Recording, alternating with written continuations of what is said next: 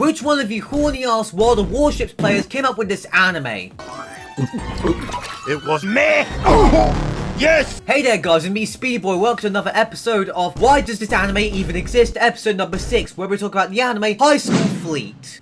High School Fleet is set in a world where Tokyo 6 has happened, and maritime cities have become a thing because of that. And because of this, there's been a lot of naval-related jobs that have born, including for some reason riding a jet ski through town. The anime is set in a high school called Yokosuka Girls Marine High School, where they learn to become something called Blue Mermaids, which is basically like the Japanese Navy. And then we meet the character Akuno, who is put in charge of a ship called the Harakade Destroyer class ship. Upon receiving her first task to go to a rendezvous point, but due to them falling behind due to engine issues, they end up arriving very late, and then the teacher for some reason opens fire on them, which clearly shows that the teacher they sourced was from America. And then obviously to prevent any crew getting harmed, Akuno orders them to fire a torpedo at the ship, which ends up immobilizing that ship. Now after watching this scene, there's only one thing that came to mind. How in God's good gracious earth did a bunch of lollies, mostly untrained lollies, in a destroyer ship manage to take out a highly trained Japanese naval crew in their literal modern day combat ship?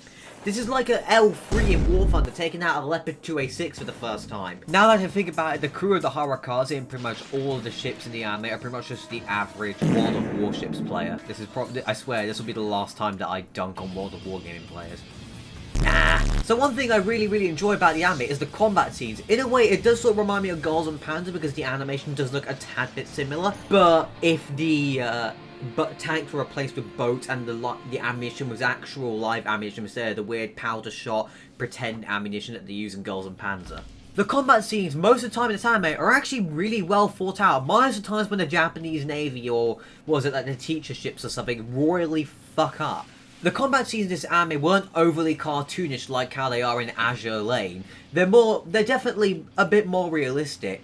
But then again, we're watching an anime about 14-year-olds in battleships shooting at each other. I'm not going to expect 100% realism, but I'm going to go on a rant tonight about it anyway. I feel like the character Akuno, her progression from being, a novice commander to being a very really good one was a bit too short, because I think it's like in the span of 4 episodes, she basically takes out a modern combat ship, a submarine, manages to evade like a massive, humongous battleship, and then conducts a rescue on a fallen commander in the middle of battle. Like, she must be the Terminator or something like that, because that's just fucking insane. I realise my very poorly structured argument has one very effective countermeasure: anime logic. Hey there guys, if you're enjoying the video, please make sure to like this video so more people can see this video. And please tell me in the comment section down below what your favourite battleship is, and I will reply with why USS Texas is actually 20 times better than your battleship of choice. Anyways, back to the video. Can we just mention how good the maintenance crew on this ship is? They're actually amazing. These guys must be binging Chris Fix videos every single fucking day, because like I can't imagine a mechanic managing to fix a ship engine of that size that quickly and also repairing all the other things around the ship.